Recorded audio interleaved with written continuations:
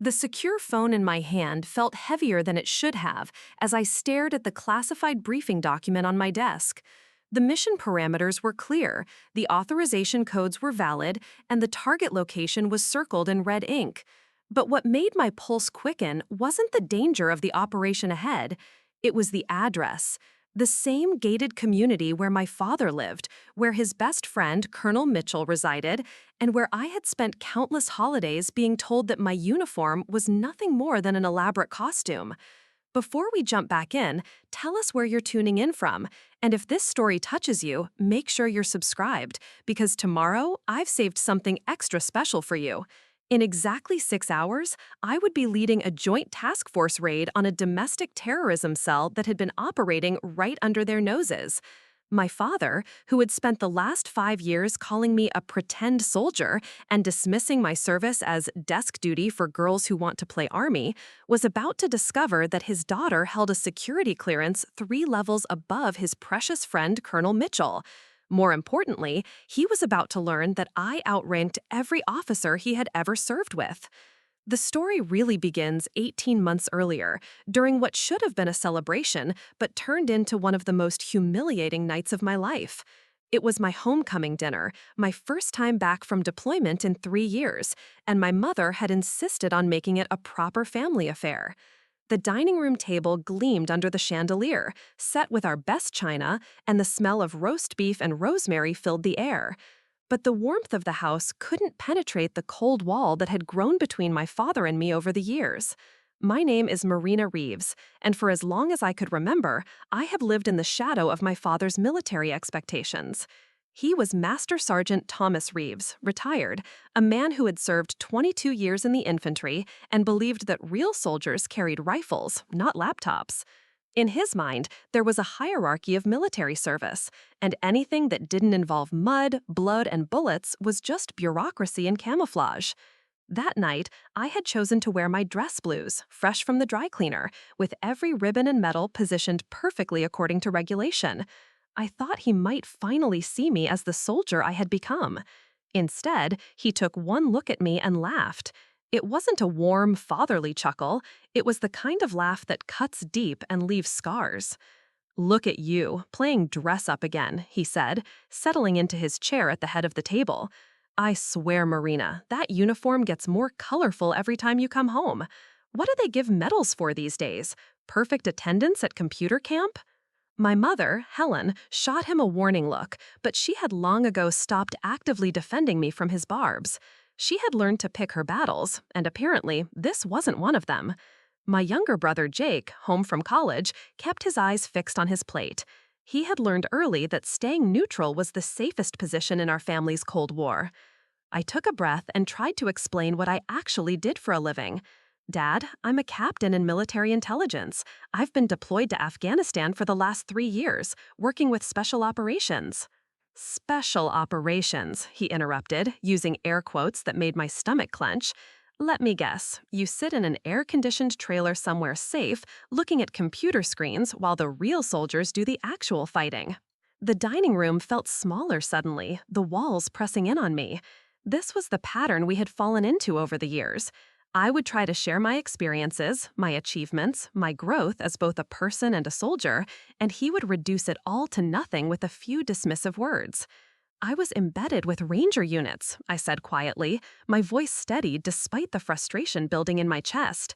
"I provided real-time intelligence that prevented ambushes and saved lives. I've been outside the wire more than—" "Embedded," he scoffed.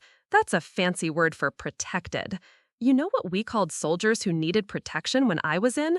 We called them civilians." The words hit their intended target. I felt that familiar sinking feeling, the one that had followed me through childhood whenever I brought home academic awards that didn't match up to Jake's football trophies, or when I announced my decision to join the military instead of following the traditional path he had laid out for me. My mother finally intervened, her voice artificially bright in the way that meant she was trying to redirect the conversation. "Marina, tell us about where you're stationed now. You mentioned you're at a new assignment." I was grateful for the lifeline, even though I couldn't tell them much about my actual work. My current position required a level of security clearance that came with very specific restrictions about what could be discussed, even with family. I'm stationed at Joint Base Andrews, working in intelligence analysis and operational planning. My father snorted. Joint Base Andrews? That's practically in Washington, D.C. Let me guess, you spend your days in briefing rooms with a bunch of other paper pushers, deciding which coffee to serve at Pentagon meetings.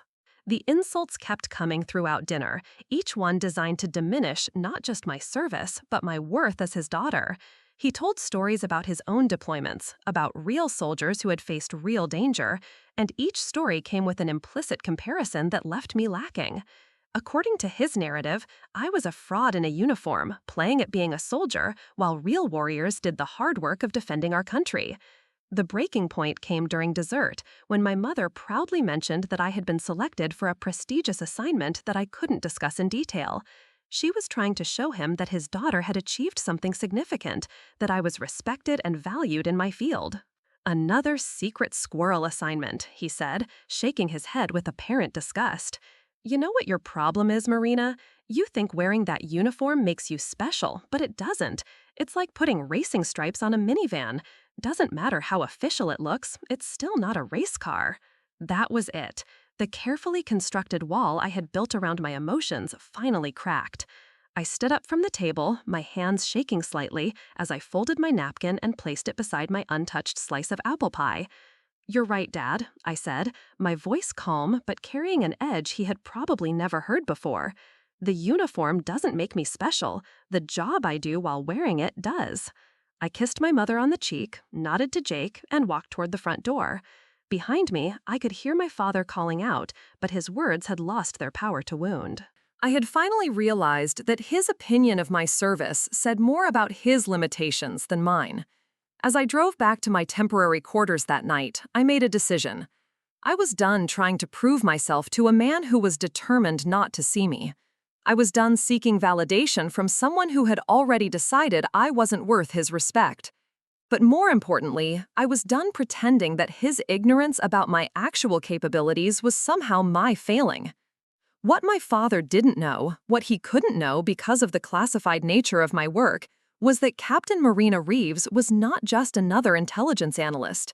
I was one of 12 officers in the entire military who held a Yankee White security clearance, which meant I had been vetted to work directly with the President and the National Security Council. I was not pushing papers in Pentagon briefing rooms.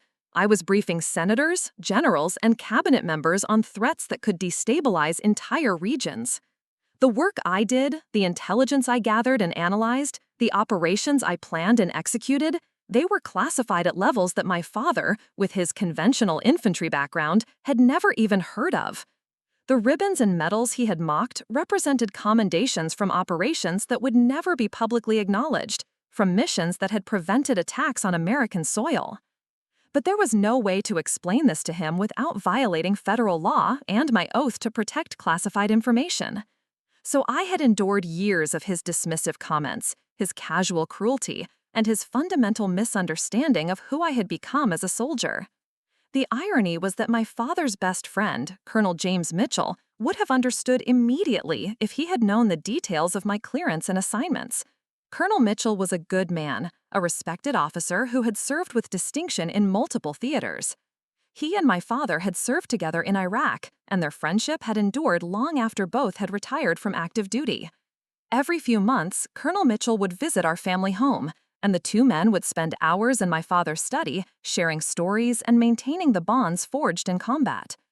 During these visits, my father would inevitably steer the conversation toward his disappointment in his daughter's fake military career. I had overheard one such conversation the previous Christmas, when I was home on leave. Colonel Mitchell had politely listened to my father's complaints about my meaningless desk job and had gently suggested that intelligence work was becoming increasingly important in modern warfare. But my father had waved off the suggestion, insisting that real soldiers dealt with real threats, not computer analysis and theoretical scenarios. If Colonel Mitchell had known the truth about my work, he would have been shocked to learn that this young woman my father dismissed as a pretend soldier had been in the room for briefings that he, as a full colonel, was not cleared to attend. But operational security meant that this knowledge gap would remain unbridged, leaving my father free to continue his narrative of disappointment. The months following that disastrous homecoming dinner were professionally fulfilling but personally isolating. I threw myself into my work with renewed focus, channeling the hurt and frustration into professional excellence. My commanding officer, Lieutenant Colonel Sarah Chen, noticed the change in my already impressive performance and began assigning me to increasingly complex and sensitive operations. Colonel Chen was everything my father was not when it came to leadership. She evaluated her officers based on results, not preconceptions. She understood that the modern battlefield extended far beyond physical geography, and she appreciated that the intelligence work we did was often more critical than the kinetic operations that followed. Under her guidance, I led a task force that disrupted a cyber attack on critical infrastructure, an operation that required coordinating with multiple agencies and managing assets across 3 time zones. The mission was a complete success, preventing what could have been a catastrophic attack on the nation's power grid. The commendation I received for that operation came with a promotion recommendation and a new assignment that would put me in charge of a joint task force focused on domestic terrorism threats. It was a position that carried significant responsibility and substantial authority, including the ability to coordinate with local law enforcement and direct federal resources.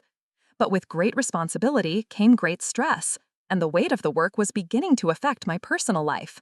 I found myself checking my secure phone at all hours, reviewing threat assessments during meals, and maintaining a constant state of alertness that was exhausting.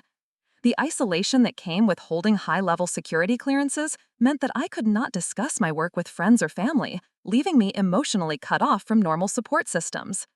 It was during one of these particularly intense periods that I made the mistake of calling home, hoping to find some connection with my family that might provide a brief respite from the pressure I was under.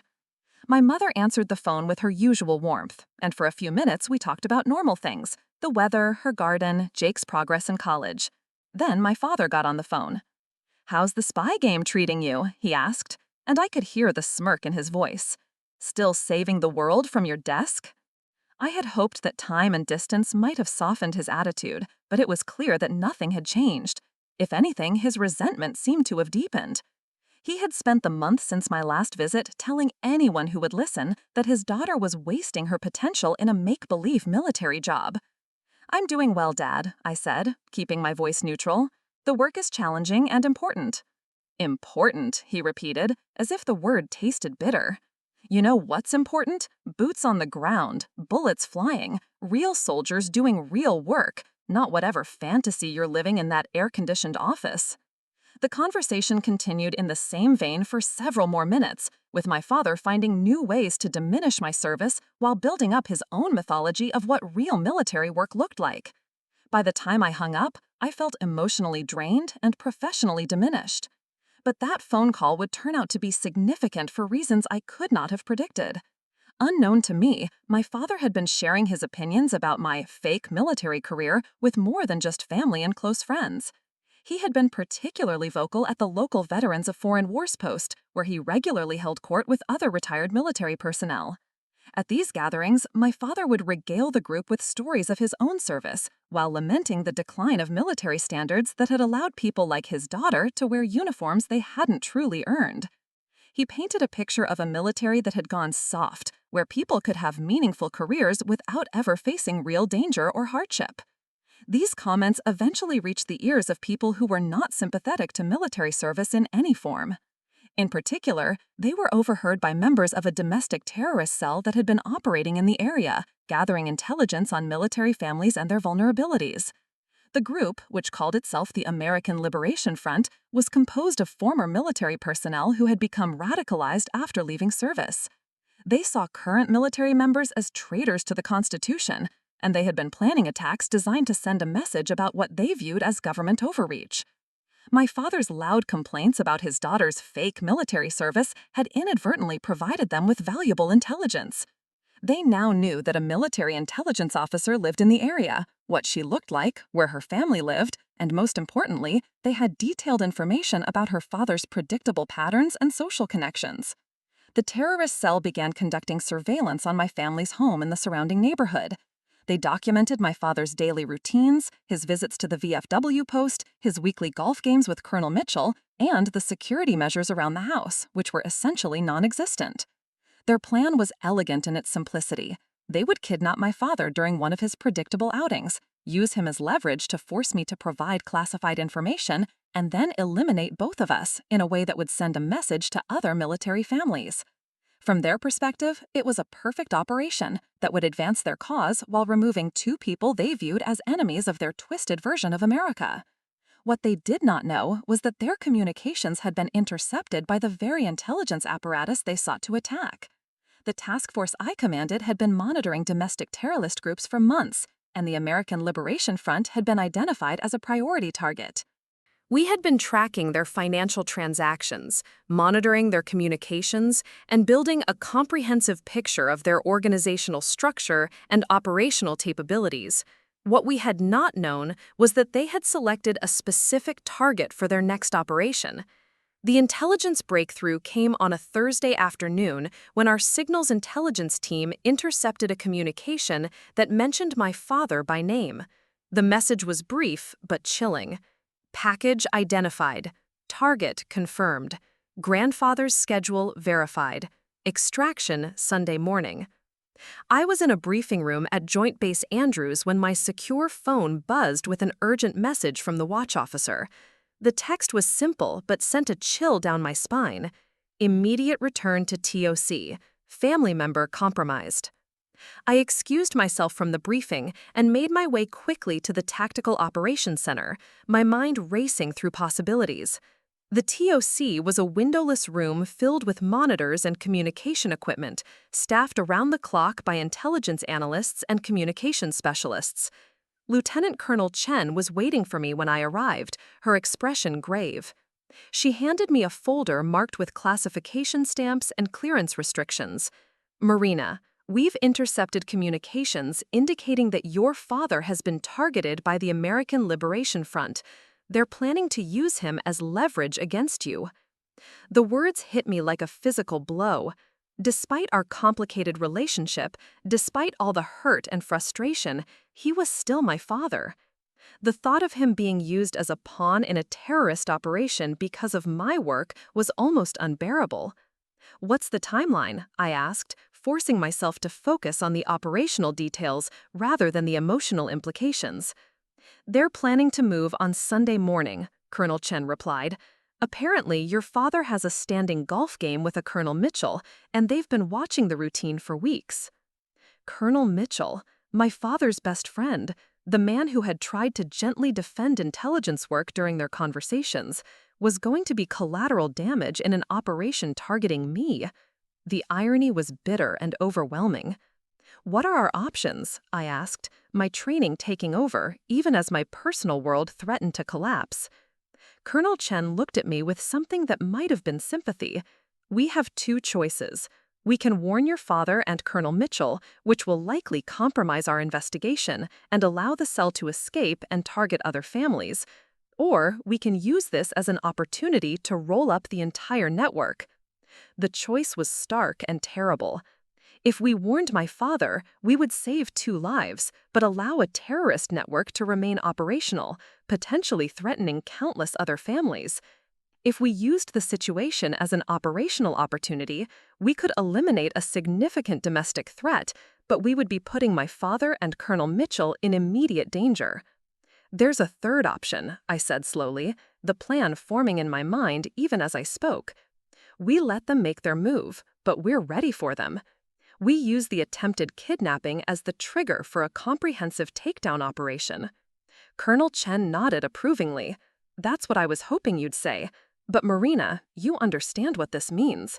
Your father and Colonel Mitchell will be in genuine danger, and there's no guarantee we can protect them once the operation begins." I understood perfectly. I was proposing to use my own father as bait in a terrorist hunting operation. The personal cost was staggering, but the professional necessity was clear. This was exactly the kind of impossible choice that came with the job my father thought was too easy for real soldiers. "I'll need complete operational control," I said, my voice steady despite the turmoil in my chest. "This is my case, my family, and my responsibility." "Granted," Colonel Chen replied immediately. "You'll have full task force authority and whatever resources you need. But Marina, I need to ask, are you sure you can handle this professionally? The personal stakes couldn't be higher. It was a fair question. Could I maintain operational objectivity when my father's life was at stake? Could I make the hard tactical decisions that might be necessary to complete the mission successfully? Could I live with myself if something went wrong? I can handle it, I said, and I meant it. This was what I had been trained for, what I had spent years preparing to do. The fact that it involved my family made it more personal, but it didn't change the fundamental requirements of the mission. Over the next 72 hours, I assembled and briefed a joint task force that included FBI hostage rescue team operators, local SWAT units, military intelligence personnel, and communications specialists. The operational plan was complex but straightforward. We would allow the terrorists to initiate their kidnapping attempt, then intervene with overwhelming force to neutralize the threat and rescue the hostages. The surveillance teams confirmed that the American Liberation Front was maintaining their schedule and showed no signs of suspecting they had been compromised. They had positioned assets around the golf course where my father and Colonel Mitchell played their weekly game, and their communications indicated they were confident in their plan. Saturday night, I found myself in a surveillance van parked half a mile from the golf course, surrounded by monitors and communication equipment. The operation would begin in less than 12 hours, and every detail had been planned and rehearsed. But despite all the preparation, despite all the professional training, I was still a daughter preparing to watch her father walk into a trap. My secure phone rang just after midnight. The caller ID showed a number I recognized, but hadn't seen in months. My family's home phone. "Marina?" My mother's voice was worried and confused. "Your father isn't home yet. He went out with some friends from the VFW post, and he was supposed to be back hours ago." My blood ran cold. If the terrorists had moved up their timeline, if they had taken my father earlier than expected, the entire operation was compromised. But more importantly, my father was already in their hands, alone and unprotected. "Mom, I need you to listen to me very carefully," I said, signaling to the communications specialist to start a trace on the call. "Has Dad called? Has anyone contacted you about where he might be?" "No, nothing," she replied, her voice getting smaller. "Marina, I'm scared. This isn't like him. He always calls if he's going to be late." I made a decision that violated every protocol I had ever learned about operational security. "Mom, I need you to pack a bag and go stay with Aunt Caroline tonight. Don't ask questions, don't call anyone, just go. I'll explain everything later." "Marina, you're scaring me. What's going on?" "Please, Mom, trust me. I can't explain right now, but you need to leave the house immediately." After I hung up, I turned to Colonel Chen, who had been monitoring my side of the conversation. "They've moved up the timeline. My father is already missing." The operational center exploded into controlled chaos as teams began reporting in with updated intelligence. The surveillance team at my parents' house confirmed that my father's car was not in the driveway and that there were no signs of forced entry. The team monitoring the VFW post reported that my father had left with two men who were not regular members and that no one had seen them since. "We need to find him," I said, trying to keep the desperation out of my voice. "They could be anywhere by now." "We're working on it," Colonel Chen replied, her own voice tight with concern. "But Marina, we have to consider the possibility that this changes the operational parameters. If they already have your father, they might not show up at the golf course tomorrow." She was right, of course. If the terrorists already had my father, they had no reason to risk exposure by attempting to grab Colonel Mitchell as well.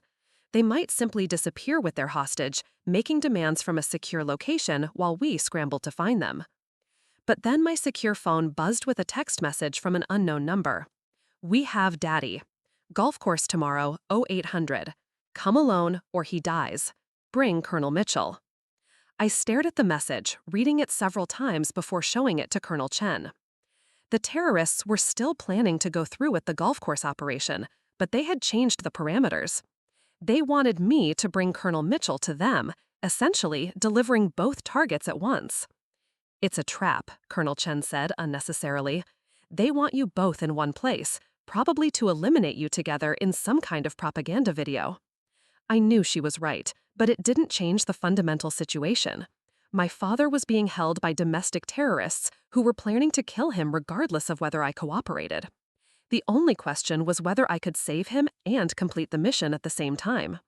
"We proceed as planned," I said firmly, "but with modifications. I'll go to the golf course as requested, but I'll be wearing full tactical gear and communications equipment. The moment they show themselves, the task force moves in." Colonel Chen looked at me with something that might have been admiration.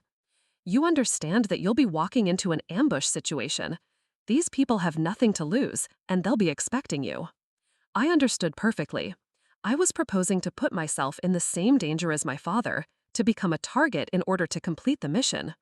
It was exactly the kind of risk that my father believed I was too soft to take, the kind of danger he was convinced I had never faced. "I understand the risks," I said, "but this is the only way to save my father and eliminate the threat. I won't abandon him, and I won't let these terrorists escape to target other families." The night passed slowly as final preparations were made and contingencies were planned. I found myself thinking about all the conversations I had had with my father over the years, all the times he had questioned my courage and commitment. In a few hours, he would see exactly what kind of soldier his daughter had become. At 600, I put on my tactical gear and checked my equipment one final time. The Kevlar vest felt heavier than usual, the weight of responsibility adding to the physical burden. My sidearm was loaded and secured, and the communication equipment was tested and functional. Colonel Chen pulled me aside for a final briefing. "Marina, I want you to understand something. What you're about to do, walking into a terrorist ambush to save a hostage, that's the definition of heroism. Your father may not understand your job, but what you're doing today is what every soldier hopes they'll have the courage to do when the moment comes." Her words meant more to me than she could have known. For years, I had wondered if my father was right, if my work was somehow less valuable than traditional combat roles.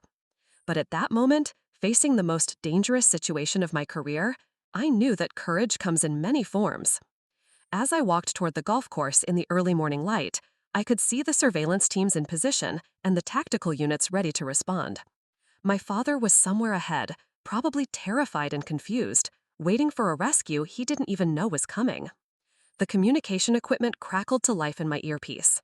Preparing and narrating this story took us a lot of time, so if you are enjoying it, subscribe to our channel. It means a lot to us. Now back to the story. "Oracle, this is Overwatch. We have visual on 3 targets positioned near the clubhouse. No sign of the hostages yet." "Oracle, my operational call sign, chosen because of my ability to see patterns and predict outcomes that others missed. My father would probably laugh if he knew that his fake soldier daughter had earned a code name that reflected the respect of her peers. As I approached the designated meeting point, I could see movement near the tree line. The terrorists were positioning themselves for the ambush, probably confident that they had planned for every contingency. What they didn't know was that they were about to face a joint task force operation commanded by someone who had spent her entire career preparing for exactly this kind of situation. My phone buzzed with another text message. "Walk to the gazebo. No tricks or daddy dies." I began walking slowly toward the small structure in the center of the golf course, every step taking me deeper into the kill zone. But I wasn't walking alone. Invisible to the terrorists, dozens of highly trained operators were moving into position, ready to respond the moment I gave the signal. As I reached the gazebo, I could see my father. He was tied to a chair, a gag in his mouth, his eyes wide with fear and confusion. Standing behind him was a man in camouflage clothing, a rifle pointed at my father's head. "Captain Marina Reeves," the man called out, "the fake soldier comes to save Daddy." Even in this situation, even with a gun to my father's head, the insults continued. But now they came from an actual enemy, someone who truly threatened the safety and security of our nation. The difference was stark and clarifying. "I'm here," I called back. "Let him go and we can talk." The terrorists laughed. "Talk? We're past talking, Captain. You and your fake military have been destroying this country for too long. Today, we send a message." I could see more movement in the trees now. The other members of the cell were positioning themselves for what they thought would be an execution. They believed they had trapped a paper-pushing intelligence officer who would be helpless in a real combat situation. They were about to learn how wrong they were. I activated my communication system with a discreet hand signal. Overwatch, this is Oracle. I have visual on 3 hostiles and 1 hostage. Hostage appears unharmed but in immediate danger. Request immediate support. The response was immediate and overwhelming. From 3 different directions, tactical teams emerged from concealment and advanced on the terrorist positions. The air filled with shouted commands and the sound of boots moving rapidly across the grass. The terrorist holding my father spun around in confusion, his rifle swinging wildly as he tried to track multiple targets. "This wasn't the plan," he shouted to his companions. "She was supposed to come alone." "I did come alone," I called back, drawing my sidearm and advancing toward his position. "But I brought friends." The next few minutes were a blur of tactical movement and controlled violence. The terrorists, outnumbered and outgunned, attempted to fight back, but were quickly overwhelmed by the professional competence of the task force operators. Within minutes, all 3 were on the ground, either dead or in custody. I ran to my father's position and began cutting the restraints that held him to the chair.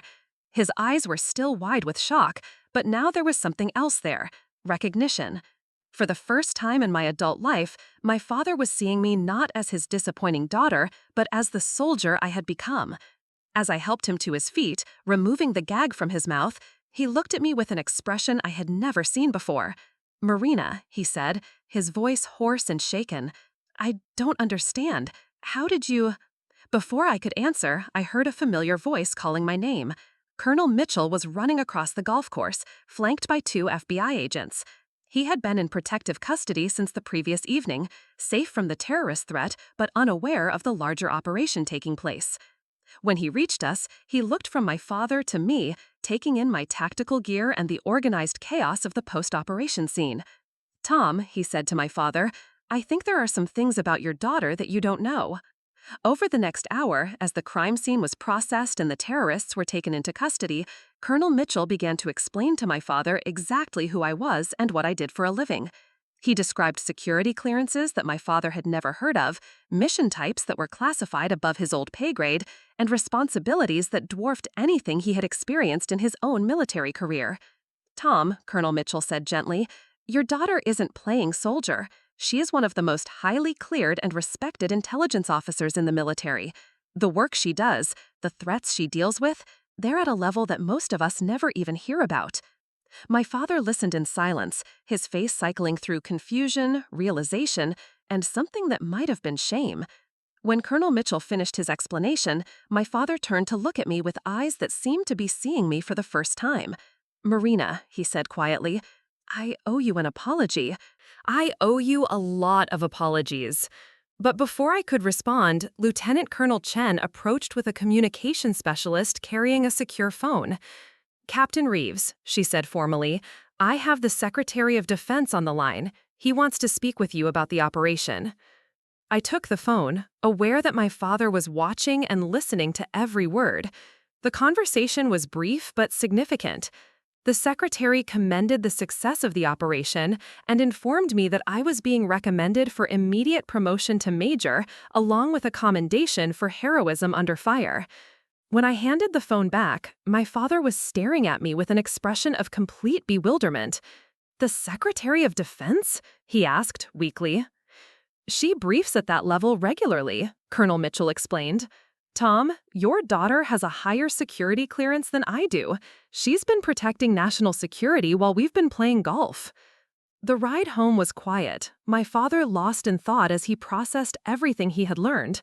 When we reached my parents' house, my mother was waiting on the front porch, her face streaked with tears of relief. As we walked up the driveway together, my father suddenly stopped and turned to face me.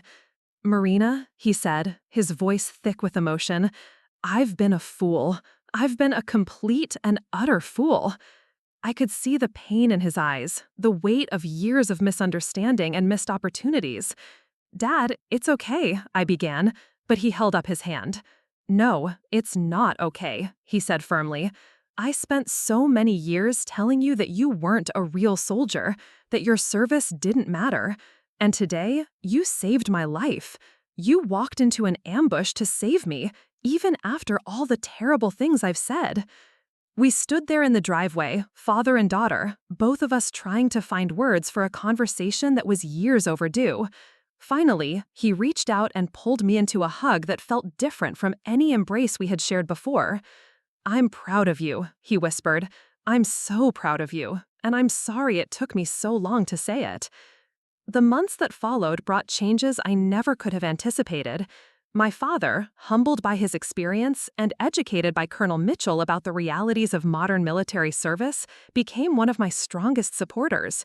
He began telling different stories at the VFW post, stories about his daughter, the intelligence officer who had saved his life and dismantled a terrorist network.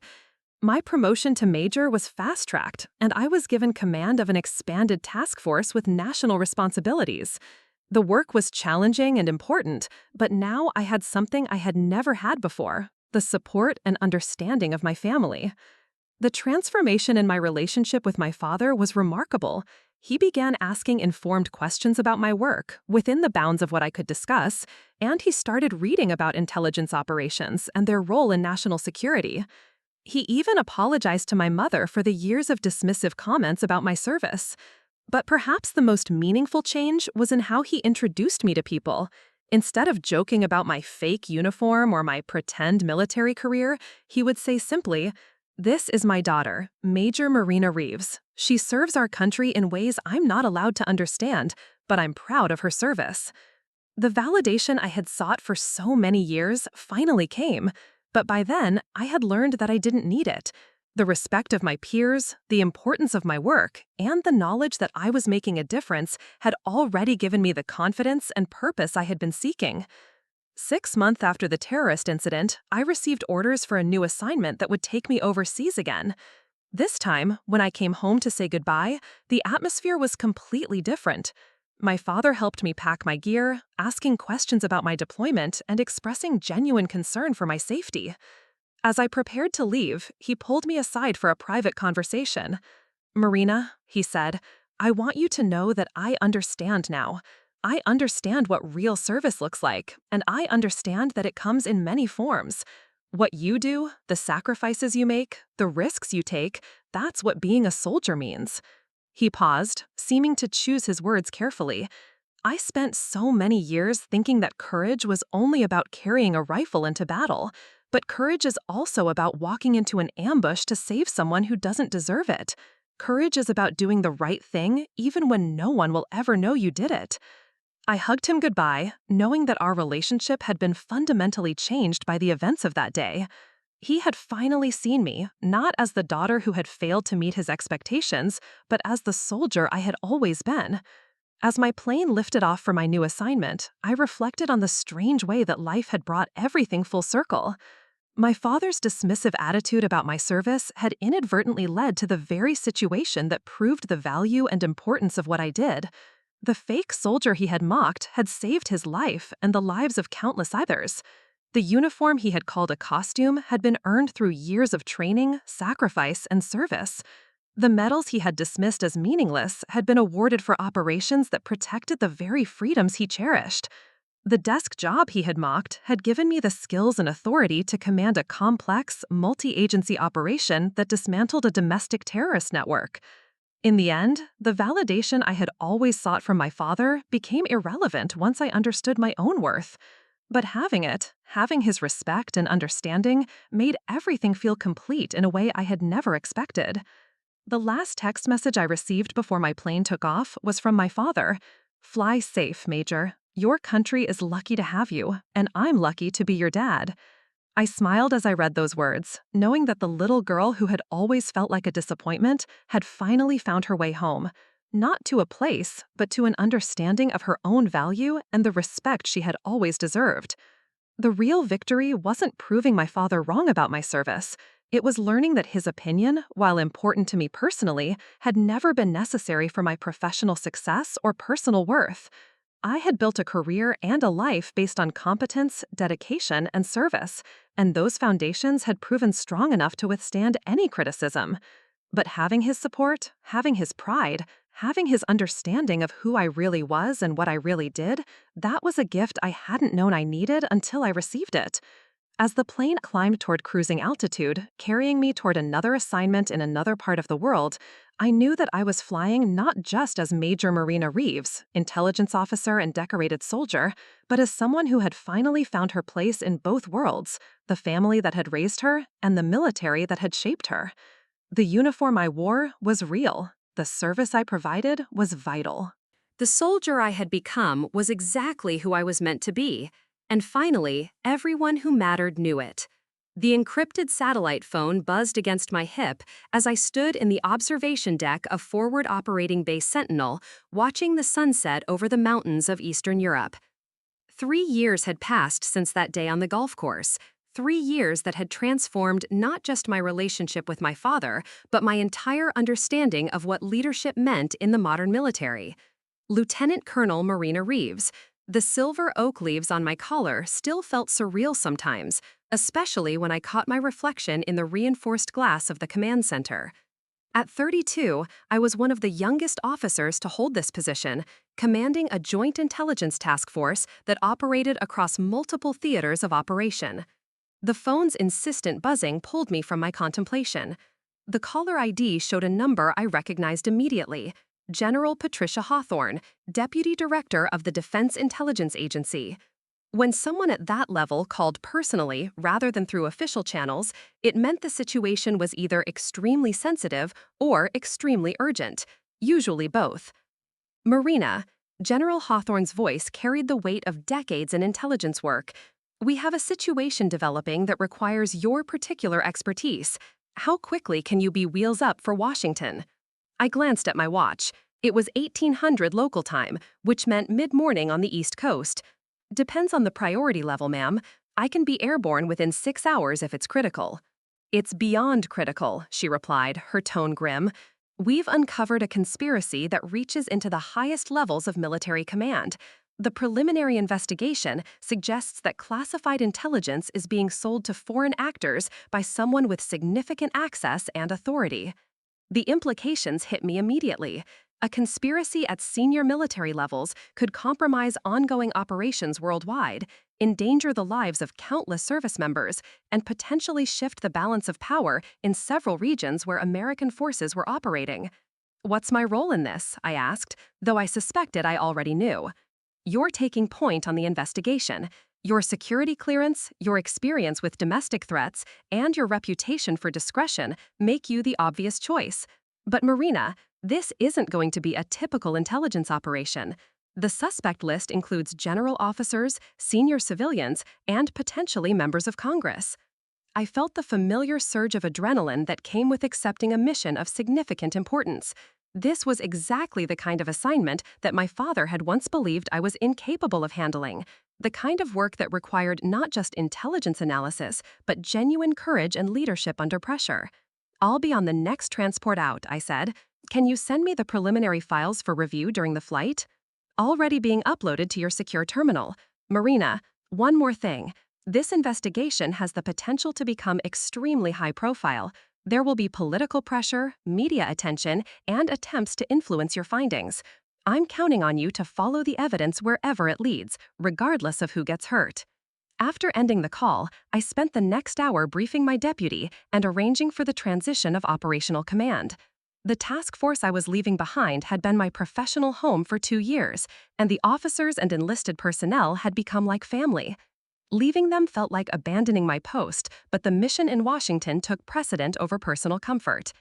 The flight back to Andrews Air Force Base gave me 12 hours to review the preliminary investigation files, and what I read made my blood run cold. The security breach appeared to have been ongoing for at least 18 months, with classified information being systematically extracted and sold to a network of foreign intelligence services. The stolen intelligence included operational plans, asset identities, communications protocols, and strategic assessments that could compromise American interests across multiple continents. Whoever was responsible had access to information that was compartmentalized at the highest levels, which meant the suspect pool was necessarily small but extremely influential. More troubling was the sophistication of the operation. This wasn't a simple case of someone copying files and passing them to a foreign handler. The intelligence was being carefully selected and sanitized to avoid detection, suggesting that the perpetrator understood both the value of specific information and the methods used to track unauthorized disclosures. By the time I landed at Andrews, I had developed a preliminary framework for the investigation. The key would be identifying the access patterns that all the compromised intelligence had in common, then cross-referencing those patterns with the personnel who had legitimate reasons to review such diverse materials. General Hawthorne met me personally at the aircraft, an unusual gesture that underscored the sensitivity of the situation. She was a woman in her late 50s, with steel gray hair and the kind of presence that commanded immediate respect. I had worked with her peripherally on previous assignments, but this was the first time she had specifically requested me for a mission. "How was your flight?" she asked, as we walked toward a waiting sedan with government plates. "Productive," I replied. "I've had a chance to review the preliminary materials. The scope of the compromise is staggering." She nodded grimly. "It gets worse. We've discovered that some of the stolen intelligence may have been used to target American assets overseas. 3 operations in the last 6 months have been compromised in ways that suggest the adversaries had advanced knowledge of our plans." The sedan carried us through the familiar landscape of the Washington metropolitan area, past the Pentagon, and into the heart of the intelligence community's bureaucratic empire. Our destination was a nondescript office building in Crystal City that housed some of the Defense Intelligence Agency's most sensitive operations. The elevator carried us to a floor that didn't appear on the building directory, through security checkpoints that required multiple forms of authentication, and finally into a conference room that could have been mistaken for a corporate boardroom if not for the classification warnings posted on every surface. Waiting for us were 4 other people, none of whom I recognized, but all of whom carried themselves with the confidence of senior intelligence professionals. General Hawthorne made the introductions quickly, identifying them as representatives from the FBI's Counterintelligence Division, the CIA's Domestic Operations Section, the National Security Agency's Information Assurance Directorate, and the Defense Security Service. "Lieutenant Colonel Reeves will be leading this investigation," General Hawthorne announced. "She has full authority to coordinate resources across all represented agencies and to access any personnel or materials relevant to the case." The FBI representative, a woman named Agent Sarah Martinez, leaned forward with obvious skepticism. "With all due respect, General, shouldn't this investigation be led by someone with more experience in counterintelligence operations?" The question stung, partly because it echoed the same doubts about my qualifications that I had heard throughout my career, but mostly because I understood the legitimate concerns behind it. Counterintelligence work was a specialized field with its own methodologies and protocols, and my background was primarily in operational intelligence and threat analysis. General Hawthorne's response was swift and decisive. Lieutenant Colonel Reeves successfully identified and neutralized a domestic terrorist cell that had been operating for months without detection by multiple agencies. She has the security clearances necessary to access all relevant materials, the analytical skills to synthesize complex information from multiple sources, and the operational experience to understand how intelligence compromises affect real-world missions. She paused, making eye contact with each person around the table. More importantly, she has demonstrated the ability to remain objective and follow evidence, even when it leads to uncomfortable conclusions. Given the political sensitivities involved in this case, that may be the most important qualification of all. The next several hours were spent establishing protocols, defining jurisdictional boundaries, and developing information-sharing agreements between the various agencies. It was tedious but necessary work, the kind of bureaucratic foundation that would determine whether the investigation succeeded or foundered on interagency rivalry and procedural disputes. By late evening, I had been assigned a secure office space, a small team of analysts, and access to the integrated database that contained all known information about the security breach. I also had something much more valuable, the complete cooperation of agencies that were normally protective of their jurisdictional prerogatives. My first night back in Washington was spent in that windowless office, surrounded by stacks of classified documents and computer screens displaying network access logs, personnel files, and communications intercepts. The scope of the investigation was daunting, but the methodology was familiar. Identify patterns, develop hypotheses, and systematically eliminate variables until only the truth remained. The breakthrough came during my third day of analysis, when I noticed an anomaly in the access logs for one of the compromised intelligence databases. Someone had been accessing files outside their normal duty hours, using legitimate credentials, but following patterns that didn't match typical work schedules or operational requirements. More intriguingly, the access patterns showed a clear preference for intelligence related to Eastern European operations, Middle Eastern insurgency groups, and Asian economic intelligence. It was an unusual combination that suggested someone with either very broad responsibilities or very specific requirements from an outside customer. Cross-referencing the access patterns with personnel assignments led me to a list of 12 individuals who had the necessary clearances and access permissions. The list included 3 general officers, 4 senior civilians, 3 colonels, and 2 lieutenant colonels. All of them were respected professionals with distinguished careers and no obvious vulnerabilities that would make them targets for foreign recruitment. But one name on the list made me pause: Colonel Richard Morrison, Deputy Chief of Staff for Intelligence at the Joint Chiefs of Staff. I recognized the name because Colonel Morrison had been a frequent guest at military social functions, the kind of officer who was being groomed for general officer rank and who moved easily in Washington's political circles. More personally, I remembered him because he had been present at several events where my father had been invited as a retired NCO representing veterans organizations. Colonel Morrison had always been polite and professional, but I had sensed something dismissive in his attitude toward younger officers, particularly women.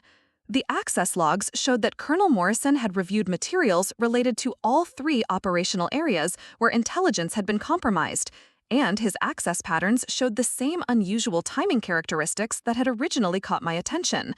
But access alone wasn't evidence of wrongdoing. All 12 individuals on my list had similar access patterns. What I needed was evidence of unauthorized disclosure, not just unauthorized access. That meant expanding the investigation beyond network logs to include financial records, travel patterns, communications analysis, and lifestyle assessments. It was painstaking work that required coordinating with multiple agencies and following leads that often led nowhere. The financial analysis proved particularly revealing. While most of the suspects showed normal spending patterns consistent with their salaries and known income sources, Colonel Morrison's financial records showed several anomalies that warranted closer examination. He had made a series of investments in high-risk securities that had performed remarkably well, generating returns that seemed inconsistent with typical market patterns. He had also purchased a vacation home in Virginia that appeared to be beyond his normal financial means, even accounting for his military salary and his wife's income as a government contractor. More suspicious were a series of cash deposits to offshore accounts that Morrison had established ostensibly for investment purposes. The deposits were irregular in timing and amount, and they often occurred shortly after Morrison had accessed sensitive intelligence materials that later appeared to have been compromised. But financial anomalies, like access patterns, weren't proof of espionage.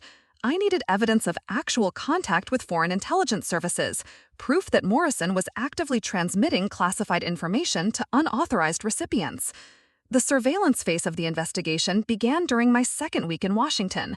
Working with the FBI's counterintelligence team, we established discreet monitoring of Morrison's activities, communications, and movements. It was delicate work that had to be conducted without alerting Morrison to the investigation or compromising his access to the materials we suspected he was stealing.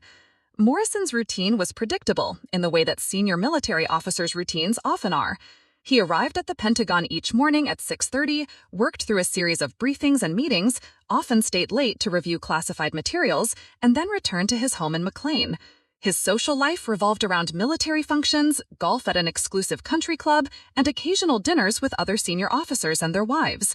The pattern broke on a Thursday evening during my third week of surveillance. Instead of driving home after leaving the Pentagon, Morrison made an unexpected stop at a bookstore in downtown Washington. Surveillance footage showed him browsing the international relations section for approximately 20 minutes before purchasing a book on Eastern European history. By itself, the bookstore visit was unremarkable.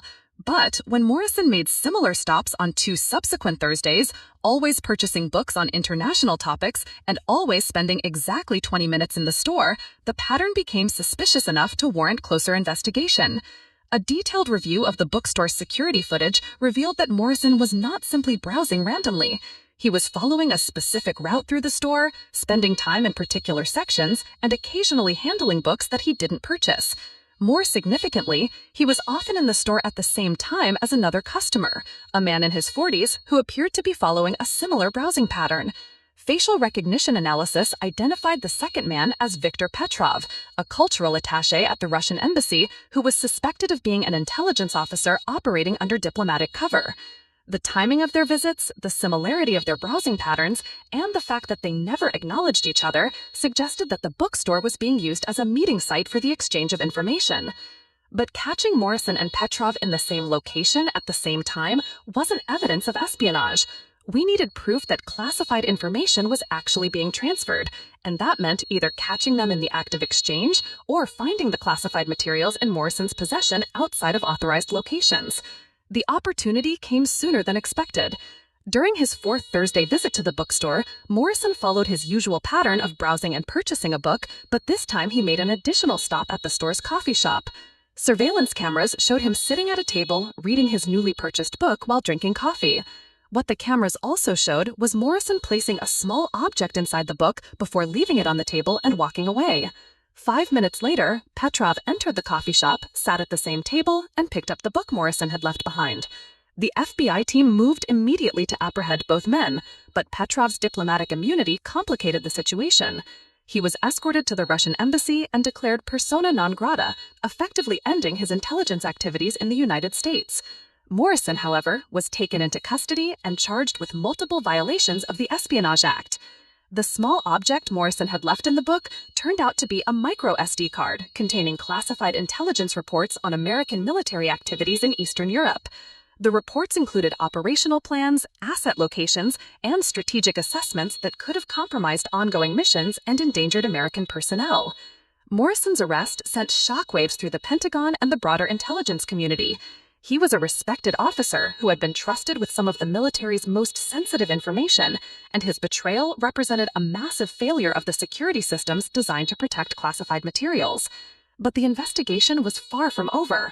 Morrison's cooperation with Russian intelligence appeared to have been ongoing for at least 2 years, which meant that hundreds of classified documents had potentially been compromised.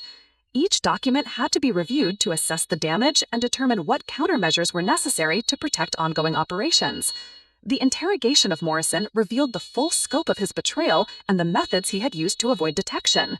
He had been recruited gradually over a period of months, initially through what appeared to be casual conversations at social events with individuals who were later identified as Russian intelligence officers.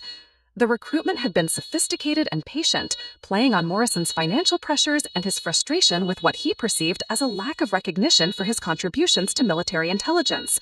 The Russians had provided him with just enough money to solve his immediate financial problems while gradually increasing their requests for information. Morrison's tradecraft had been carefully taught and consistently applied. He never accessed information that was outside his legitimate areas of responsibility, never took materials home that he wasn't authorized to possess, and never met with his handlers in locations that could be easily monitored by American counterintelligence. The bookstore meetings were the final stage of a communication system that had evolved over months of operation. Morrison would review classified materials in his official capacity, memorize key details, and then transcribe the information onto micro SD cards using his personal computer at home. The cards would then be passed to Russian handlers during what appeared to be innocent social activities. The damage assessment took weeks to complete and revealed that Morrison had compromised intelligence operations across multiple theaters. 3 ongoing missions had to be terminated immediately to protect American assets whose identities had been revealed.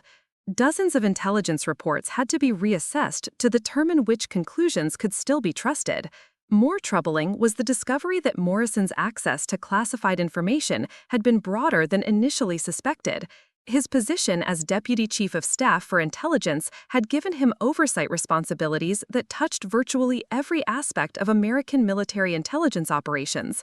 As the investigation progressed, I found myself working 18-hour days, coordinating with agencies across the government, briefing senior officials on our findings, and managing a team of analysts who were trying to understand the full implications of Morrison's betrayal. The pressure was intense and unrelenting, the kind of sustained stress that tested every aspect of my training and experience. But it was also the most important work I had ever done, with implications that extended far beyond a single criminal case. 3 months after Morrison's arrest, I was summoned to brief the Secretary of Defense on our findings. The briefing took place in the Secretary's private conference room in the Pentagon, with attendees that included the Chairman of the Joint Chiefs of Staff, the Director of the Defense Intelligence Agency, and several other senior officials whose names I recognized from news reports. The briefing lasted 2 hours and covered every aspect of the investigation, from the initial discovery of the security breach to the final damage assessment. I presented our findings clearly and objectively, outlining not just what had happened, but what systemic changes were necessary to prevent similar compromises in the future. The Secretary's questions were sharp and focused, reflecting both his understanding of the technical details and his concern about the broader implications for national security. He was particularly interested in the methods Morrison had used to avoid detection and the timeline for implementing improved security measures. At the conclusion of the briefing, the Secretary addressed me directly. "Lieutenant Colonel Reeves, your work on this investigation has been exemplary. The thoroughness of your analysis and the professionalism of your approach have set a new standard for counterintelligence operations." He paused, consulting a folder in front of him. "I've been reviewing your service record, and I'm recommending you for promotion to full colonel. Additionally, I'm recommending you for the Defense Superior Service Medal for your work on this case." The recognition was gratifying, but what meant more was the knowledge that the investigation had succeeded in its primary objectives. Morrison was facing life in prison for his crimes, the security vulnerabilities he had exploited were being addressed, and the intelligence he had compromised was being evaluated for ongoing impact. The aftermath of the Morrison case extended far beyond the immediate investigation. Congress demanded hearings, the media covered every detail that could be released without compromising national security, and the intelligence community underwent a comprehensive review of its security procedures. I found myself testifying before congressional committees, briefing journalists on the non-classified aspects of the case, and participating in working groups designed to prevent similar security breaches. It was a level of public attention that I had never experienced and wasn't entirely comfortable with. But the attention also brought opportunities. Senior officials who had never heard of me before the Morrison case began requesting my participation in other sensitive investigations.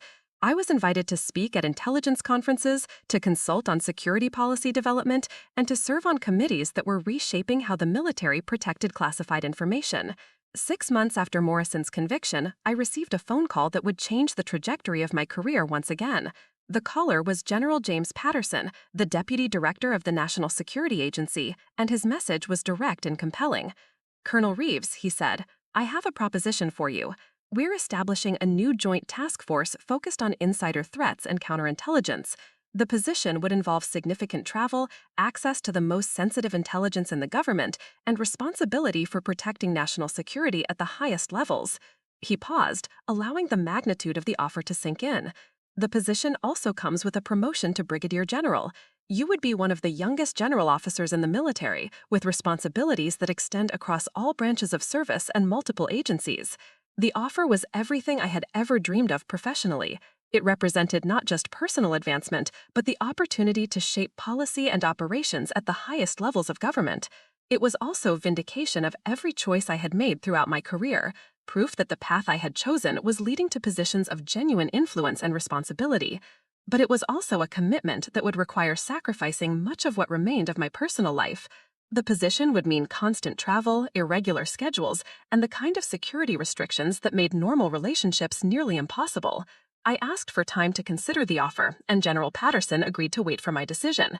That evening, I called my father for the first time in months, needing to hear the voice of someone who knew me before I became Colonel Reeves, before I became the person who solved impossible cases and briefed cabinet-level officials. "Marina," he said, and I could hear the pride in his voice that had taken so many years to develop. "How are you holding up?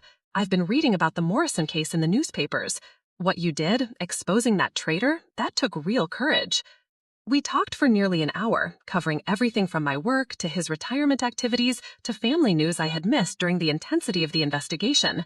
But when I finally told him about the promotion offer, he was quiet for a long moment. "That's an incredible opportunity," he said finally. "General Marina Reeves. I never thought I'd have a daughter who outranked every officer I ever served with." He paused again, and when he continued, his voice carried a note of concern. "But Marina, what do you want? Not what's good for your career or what other people expect, but what would make you happy?" It was a question I hadn't expected from him, and one I didn't have an immediate answer for. For so many years, my focus had been on proving myself, on demonstrating that I belonged in positions of increasing responsibility and authority.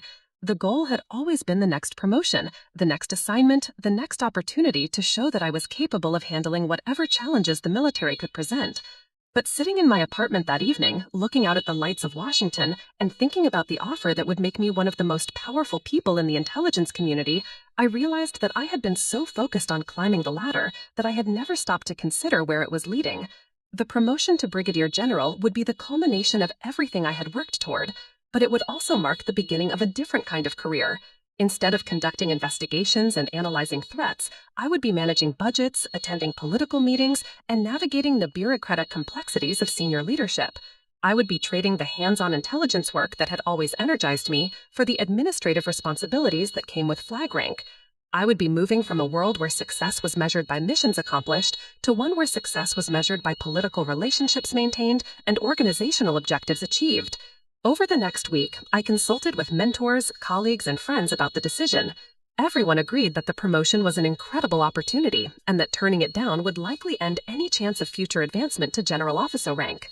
But I kept coming back to the same fundamental question: what kind of leader did I want to be, and what kind of work did I want to do for the rest of my military career?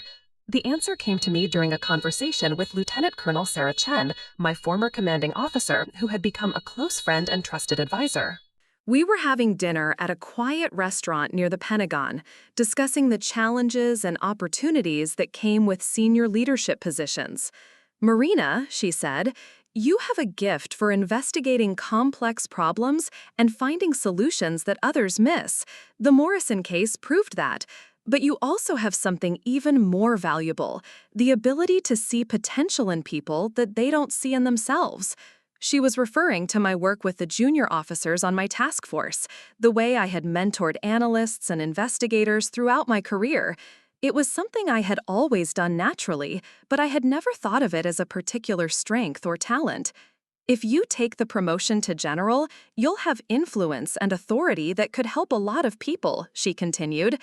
"But you'll also be moving away from the direct mentorship that seems to energize you most."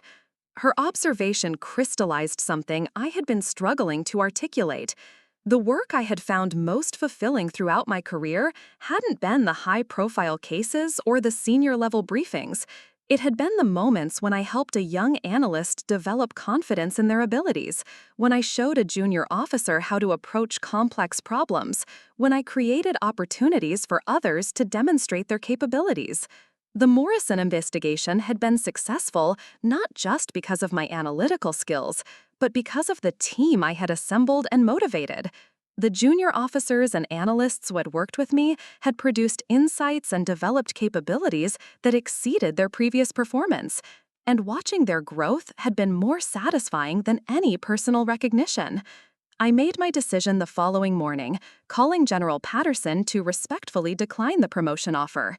His reaction was one of surprise and concern, and he asked if there was anything he could do to change my mind. "General," I said, "I'm honored by the offer, and I understand the opportunities it represents.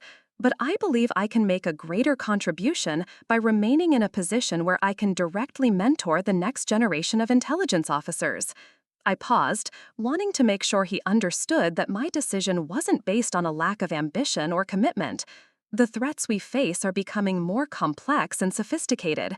We need officers who can think creatively, work across traditional boundaries, and adapt to rapidly changing situations. I want to focus on developing those capabilities in others. General Patterson accepted my decision gracefully, but he also made an alternative offer that I hadn't expected. "Colonel Reeves, what if I told you that you could do both? We're establishing a new training and development center focused on advanced counterintelligence and threat analysis. The position would allow you to continue conducting investigations while also developing curriculum and training the next generation of intelligence officers. The alternative offer was intriguing because it combined the operational work I enjoyed with the mentorship opportunities that had become increasingly important to me. It would allow me to shape policy and procedures without becoming consumed by the administrative responsibilities of flag rank. More importantly, it would position me to address some of the systemic issues that the Morrison case had revealed. The security vulnerabilities that Morrison had exploited weren't unique to his situation. They reflected broader problems in how the intelligence community approached counterintelligence and insider threat detection. I accepted the alternative position, and 6 months later, found myself in charge of the Advanced Counterintelligence Training Center at Fort Belvoir. The facility was brand new, built specifically to house the kind of complex, scenario-based training that modern intelligence officers needed to handle sophisticated threats. My days were split between developing new training programs, conducting ongoing investigations, and working directly with classes of junior and mid-level officers who were being prepared for counterintelligence assignments around the world. The work was challenging and rewarding in ways that I hadn't fully anticipated.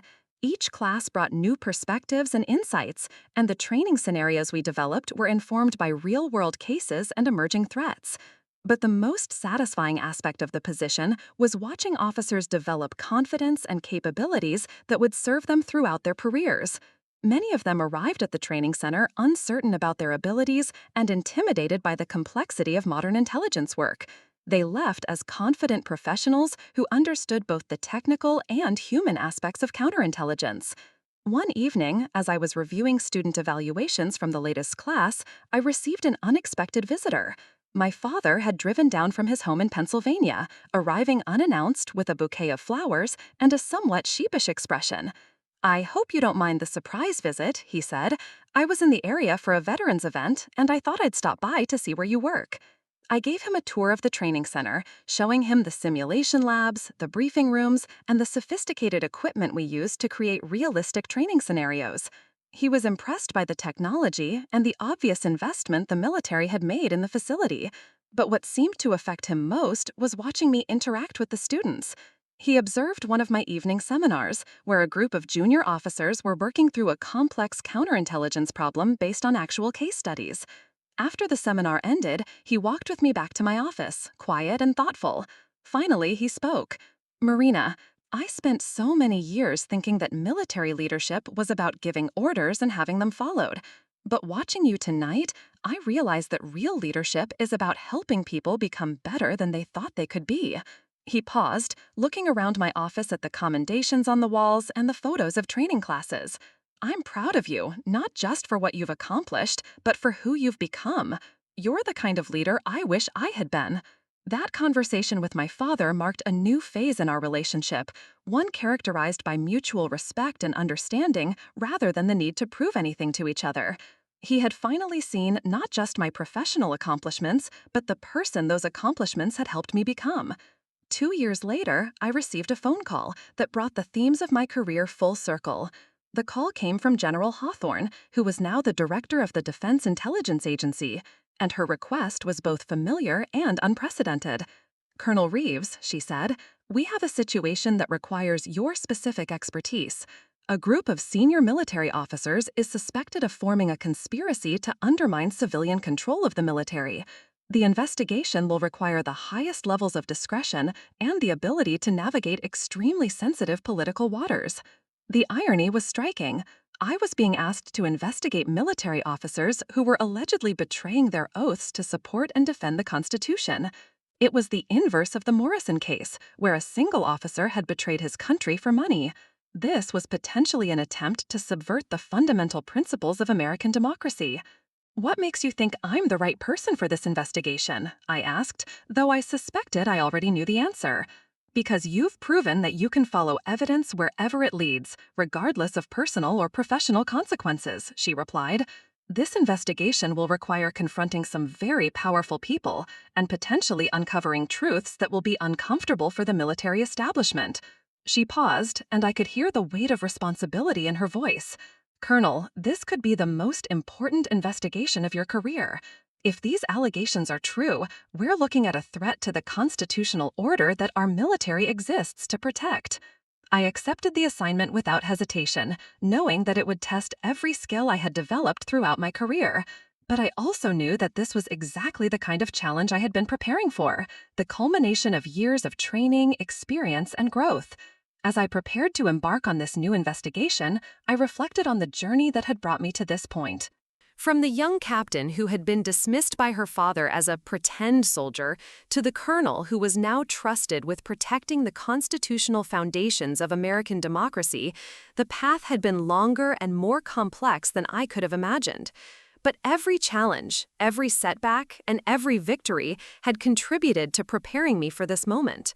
The courage to confront powerful people when necessary, the analytical skills to uncover complex conspiracies, and the leadership abilities to manage sensitive investigations had all been developed through years of experiences that had often been difficult but had ultimately been transformative. The little girl who had always felt underestimated had become a woman who was entrusted with protecting the values and institutions that defined American democracy. The uniform that had once been dismissed as a costume had become a symbol of dedication to principles that transcended personal ambition or recognition. And the father who had once questioned my commitment to real service had become one of my strongest supporters, proud not just of my accomplishments, but of the person those accomplishments had helped me become.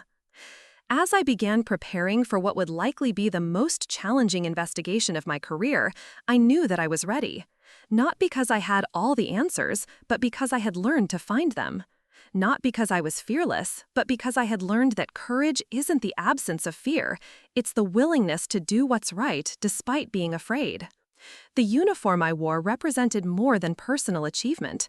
It represented a commitment to ideals that were larger than any individual, a dedication to protecting freedoms that others had fought and died to preserve, and a responsibility to ensure that those freedoms would be available for future generations.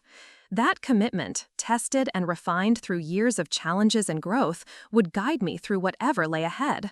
Because sometimes the most important battles aren't fought on foreign battlefields, but in the quiet moments when individuals choose to do what's right, regardless of the personal cost.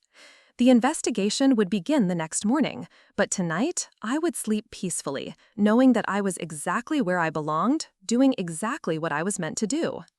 The secure conference room in the basement of the Pentagon felt different at 3 in the morning. The usual bustle of daytime meetings was replaced by an almost oppressive silence, broken only by the hum of air conditioning and the occasional rustle of classified documents. I sat across from General Hawthorne, studying surveillance photographs that had been taken over the past 6 months, each image representing another piece of a puzzle that was far more complex than anyone had initially realized. The conspiracy we had uncovered wasn't simply about a few disgruntled officers plotting against civilian leadership. It was a systematic attempt to create a shadow command structure within the military, one that would gradually assume control over key operational decisions while maintaining the appearance of normal chain of command protocols. At the center of it all was Lieutenant General Marcus Blackwood, a decorated combat veteran with an impeccable service record and political connections that reached into the highest levels of government.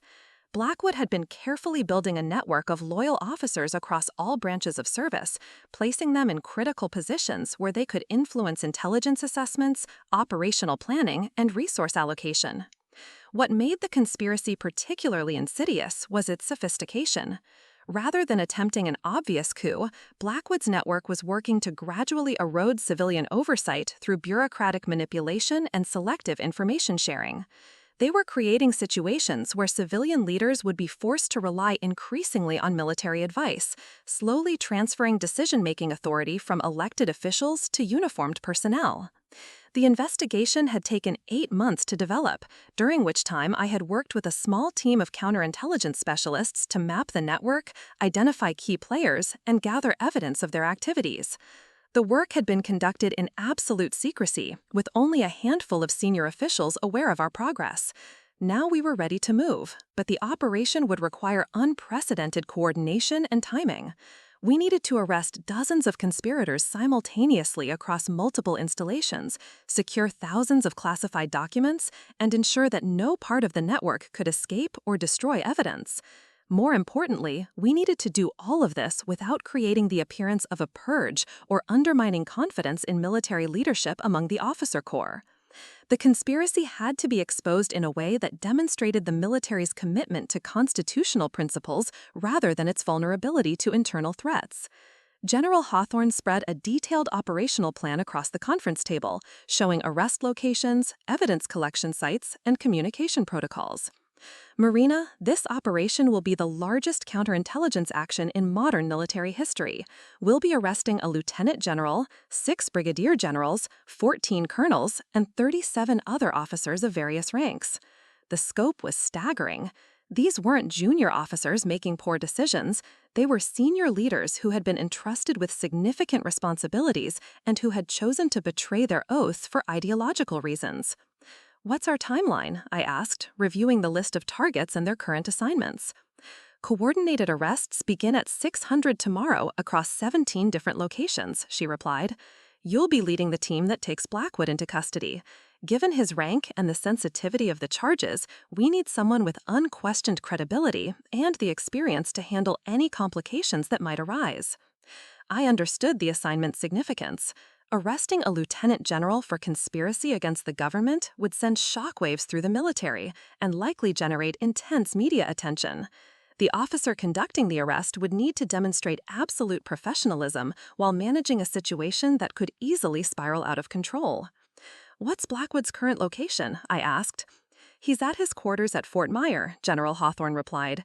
"Intelligence suggests he's planning to meet with key network members later today, which means we need to move before he has a chance to coordinate any response to our operation." Fort Myer held particular significance for me, as it was where many senior military families lived and where important social events took place. It was also where my father had attended several veterans gatherings over the years, events where he had often encountered senior officers and their families. The irony wasn't lost on me that I would be arresting a lieutenant general at the same installation where my father had once expressed doubts about my military career to anyone who would listen. The contrast between those conversations and my current responsibilities represented the full arc of my professional development. Preparation for the arrest required coordinating with military police, FBI agents, and legal advisors, who would ensure that all procedures were followed correctly. We couldn't afford any mistakes that might provide Blackwood or his attorneys with grounds to challenge the arrest or suppress evidence. At 05:45 the next morning, I stood outside Blackwood's quarters with a team of 6 military police officers and 2 FBI agents. The house was a stately colonial structure that reflected the prestige associated with senior military rank, surrounded by carefully maintained landscaping and an American flag that hung motionless in the still morning air. I reviewed the arrest warrant one final time, ensuring that all legal requirements had been met and that the charges were clearly articulated. Conspiracy against the United States, violation of oath of office, conduct unbecoming an officer, and sedition. Each charge carried severe penalties, and together they represented a betrayal of everything the military was supposed to represent. At exactly 0600, I approached the front door and rang the doorbell. The coordinated nature of the operation meant that similar scenes were playing out simultaneously at locations across the country, but this moment felt intensely personal. I was about to confront a senior officer who had used his position and authority to undermine the constitutional principles I had sworn to defend. General Blackwood answered the door himself, dressed in a bathrobe and clearly surprised by the early morning visit. He was a tall man in his late 50s, with gray hair and the bearing of someone accustomed to commanding respect. When he saw my uniform and the officials accompanying him, his expression shifted from confusion to understanding to barely concealed anger. "Colonel Reeves," he said, his voice controlled but tense, "this is quite early for an official visit. What can I do for you?" I held up the arrest warrant, speaking clearly and formally. "General Blackwood, I have a warrant for your arrest on charges of conspiracy against the United States, violation of your oath of office, conduct unbecoming an officer, and sedition. You have the right to remain silent and the right to an attorney." His reaction was immediate and telling.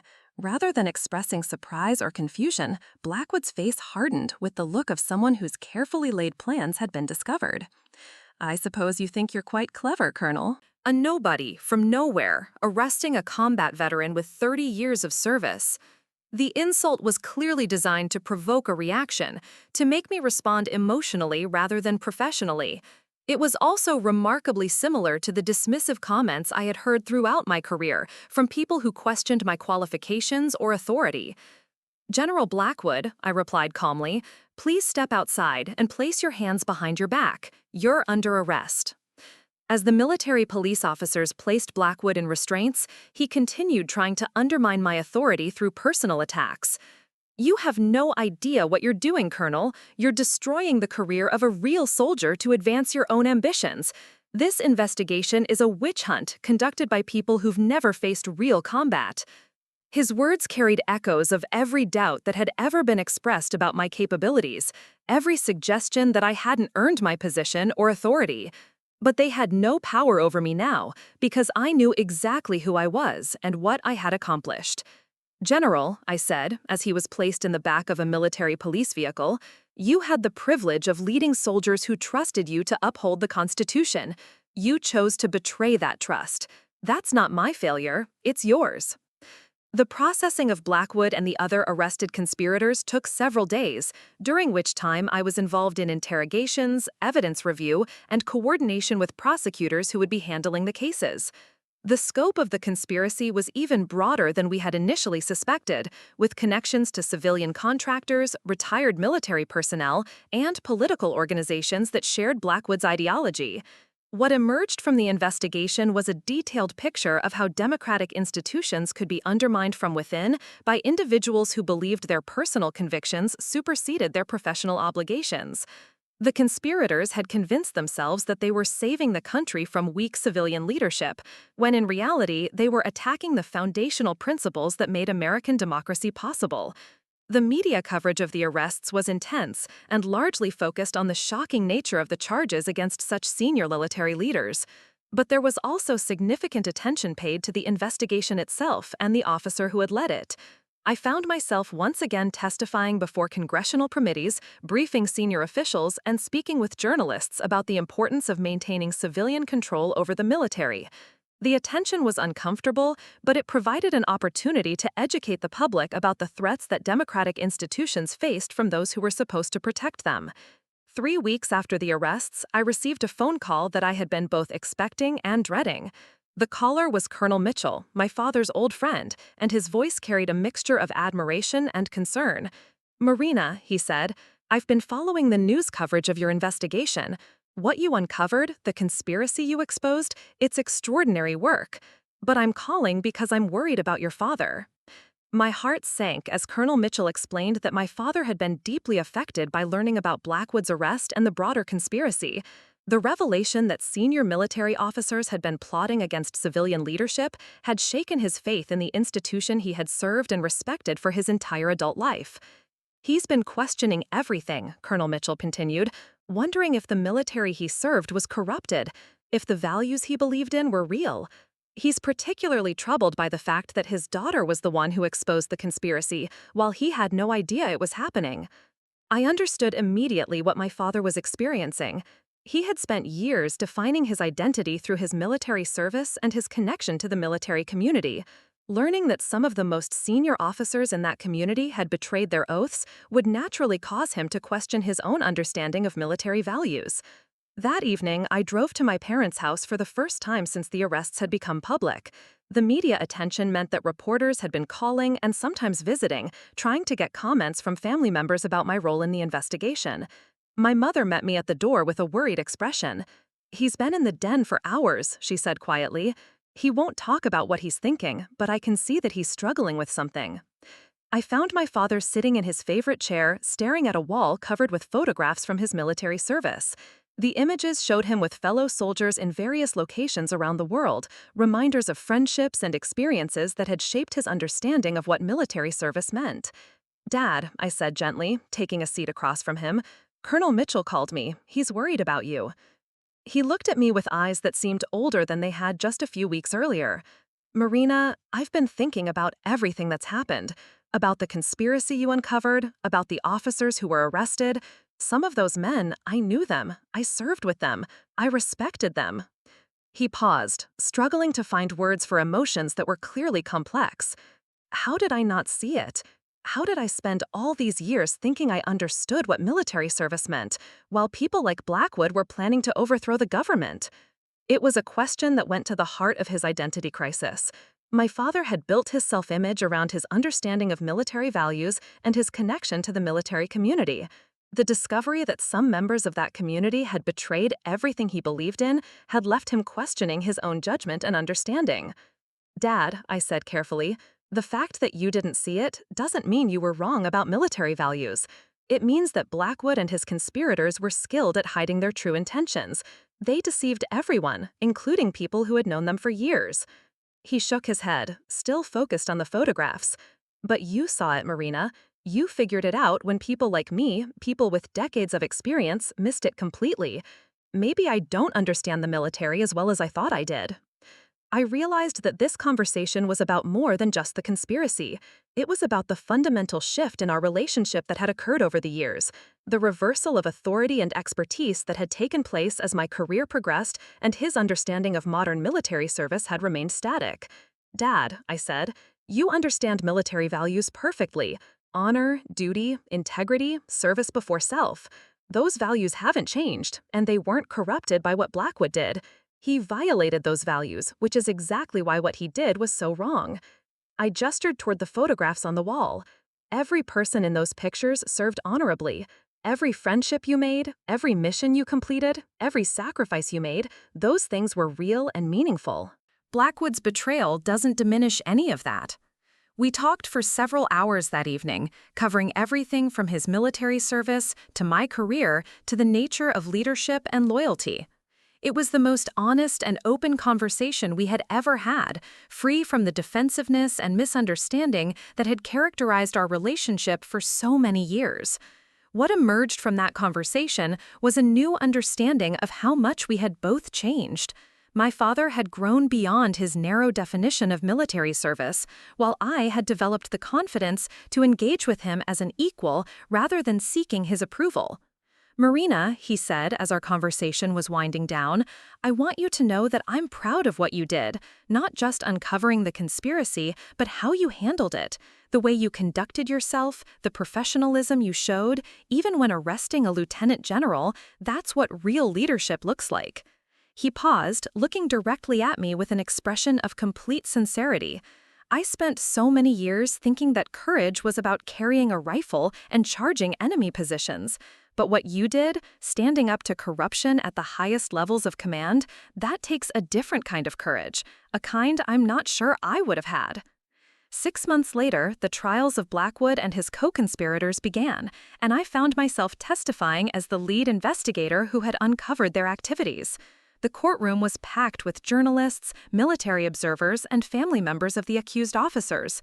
General Blackwood's defense attorney attempted to portray the conspiracy as a misguided but patriotic attempt to strengthen American security, while simultaneously attacking my qualifications and suggesting that the investigation had been motivated by personal ambition rather than genuine concern for national security. The attacks were familiar by now, variations on themes I had heard throughout my career, but they had no effect on my testimony, which was focused on facts rather than personal considerations. I presented the evidence clearly and objectively, allowing the prosecutors to build their case while maintaining the professional detachment that had characterized my approach to the investigation. Blackwood himself took the stand in his own defense, presenting himself as a dedicated soldier who had been trying to protect America from weak civilian leadership. His testimony was passionate and articulate, but it also revealed the fundamental arrogance that had led him to believe his personal judgment superseded constitutional authority. When I was recalled for cross-examination by Blackwood's attorney, the questions were designed to portray me as an ambitious officer who had destroyed the careers of distinguished soldiers for personal gain. The attorney questioned my experience, my motives, and my understanding of military tradition. "Colonel Reeves," the attorney said, "isn't it true that you've spent most of your career in intelligence positions, removed from the kind of combat leadership that General Blackwood exemplified throughout his service?" It was a question designed to diminish my credibility by suggesting that I lacked the combat experience necessary to judge a decorated combat veteran. It was also remarkably similar to the criticisms my father had once made about my military service. "Counselor," I replied, "my responsibility as an intelligence officer is to protect the Constitution and the democratic institutions it establishes. General Blackwood's combat record doesn't give him the authority to undermine civilian control of the military." The attorney pressed further, trying to suggest that I had been motivated by jealousy or resentment toward more senior officers. "Isn't it true, Colonel, that you've harbored ambitions for higher rank and saw this investigation as an opportunity to advance your career by destroying the reputations of your superiors?" I looked directly at the jury as I answered, speaking clearly and without emotion. "Counselor, I conducted this investigation because senior military officers were conspiring to overthrow constitutional government. My personal ambitions are irrelevant compared to that threat." The trial lasted 6 weeks, with testimony from dozens of witnesses and the presentation of thousands of pages of evidence. When it concluded, General Blackwood and 14 of his co-conspirators were convicted on all charges. The sentences ranged from 5 to 25 years in federal prison, with Blackwood himself receiving the maximum sentence. The conviction sent a clear message throughout the military about the consequences of betraying constitutional principles, but they also raised questions about how such a conspiracy could have developed undetected for so long. Congressional hearings were scheduled to examine military culture, oversight procedures, and the systems designed to prevent insider threats. I was asked to testify before the Senate Armed Services Committee about the investigation and the systemic changes needed to prevent similar conspiracies. The hearing room was packed with senators, military officials, and members of the media, all focused on understanding how senior military leaders could have been so thoroughly corrupted. Senator Patricia Williams, the committee chairwoman, opened the hearing with a statement that captured the gravity of the situation. "Colonel Reeves, your investigation uncovered the most serious threat to civilian control of the military in American history. We need to understand not just what happened, but how we prevent it from happening again." My testimony lasted 3 hours and covered every aspect of the conspiracy, from the initial recruitment methods used by Blackwood to the sophisticated communication systems that allowed the network to coordinate activities across multiple installations. I also presented recommendations for systemic changes that would strengthen oversight and improve threat detection. The questions from senators reflected both admiration for the investigation's success and concern about the implications for military culture. Several senators asked about the challenges of investigating senior officers, the resources needed for effective counterintelligence, and the balance between security and trust within military organizations. Senator Robert Chen, a former Marine who served on the committee, asked a question that went to the heart of the cultural issues involved. "Colonel Reeves, how do we maintain the respect for authority that's essential for military effectiveness while also ensuring that junior officers feel empowered to report suspicious activities by their superiors?"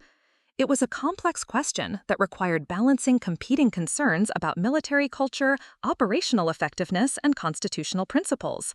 "Senator," I replied, "respect for authority must be based on respect for the Constitution and the principles it establishes.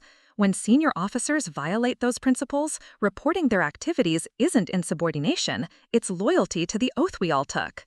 The hearing concluded with bipartisan praise for the investigation and commitments to implement the security improvements I had recommended. But more importantly, it demonstrated that the military's response to the conspiracy had strengthened rather than weakened confidence in civilian oversight. 2 weeks after the hearing, I received notification that I was being promoted to brigadier general, making me one of the youngest officers ever to achieve flag rank. The promotion came with assignment to the Pentagon as Deputy Director for Counterintelligence, a position that would allow me to implement many of the systemic changes I had recommended. The promotion ceremony took place in the same Pentagon auditorium where I had once been briefed about the Morrison investigation, but this time the atmosphere was entirely different.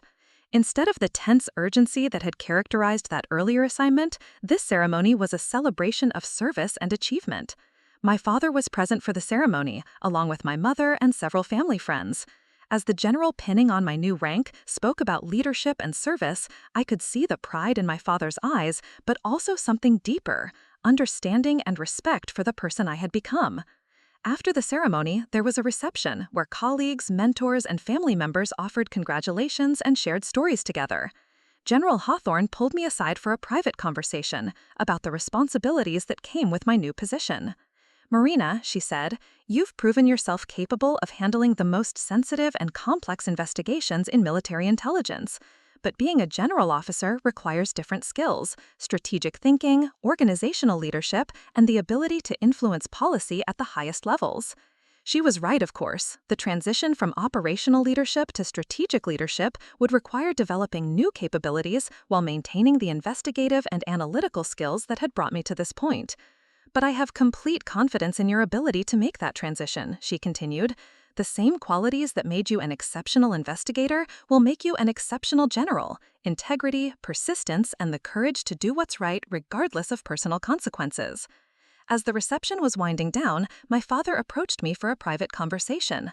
We stepped out onto a balcony overlooking the Potomac River, where the evening light was reflecting off the water in patterns that seemed to shift with each moment. "Marina," he said, "I've been thinking about something you said months ago, about how respect for authority has to be based on respect for the Constitution. I want you to know that I understand now what you meant." He paused, looking out over the river. "For too many years, I confused respect for rank with respect for principles."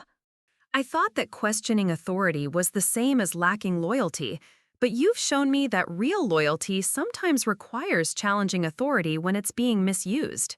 We stood in comfortable silence for several minutes, both of us reflecting on the journey that had brought us to this moment. Finally, he spoke again. "I'm proud of you, not just for what you've accomplished, but for who you've become. You're the kind of leader this country needs, the kind of officer who puts principles before personal advancement." His words meant more to me than any promotion or recognition I had ever received, because they represented not just his approval, but his understanding of the choices I had made throughout my career. "Dad," I said, "thank you for teaching me about service, even when we disagreed about what that service should look like. The values you instilled in me, the sense of duty and responsibility, those things guided me through every challenge I faced." The conversation continued as the sun set over Washington. Two people who had once struggled to understand each other, now connected by shared respect and genuine affection. The distance between us that had once seemed insurmountable had been bridged by time, experience, and the recognition that there are many ways to serve with honor. 6 months into my new position, I established the Advanced Leadership Ethics Program, a mandatory course for all officers being promoted to colonel and above. The program focused on constitutional principles, ethical decision-making, and the responsibilities that came with senior leadership positions. The curriculum included case studies from the Blackwood conspiracy, the Morrison espionage case, and other examples of how personal choices could have far-reaching consequences for national security. But it also emphasized the positive examples of leaders who had made difficult decisions based on principle rather than personal advantage. The program became a model for similar training initiatives throughout the military, and its influence extended beyond the American military to allied forces around the world. International officers began attending the program, learning about the principles of civilian control and constitutional authority that underpinned democratic military institutions.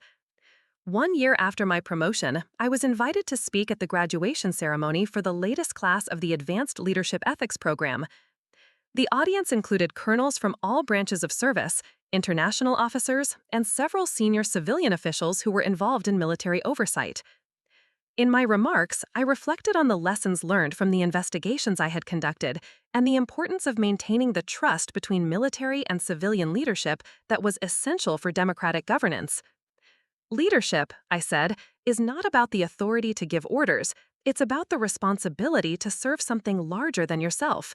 For military officers, that means serving the Constitution and the democratic principles it establishes, even when doing so requires personal sacrifice." I paused, looking out at the audience of senior officers who would soon be responsible for significant commands and sensitive decisions. The oath we take as officers is not to any individual or political party, but to the Constitution and the ideals it represents. That oath requires us to have the courage to do what's right, even when it's difficult, even when it's unpopular, and even when it costs us personally.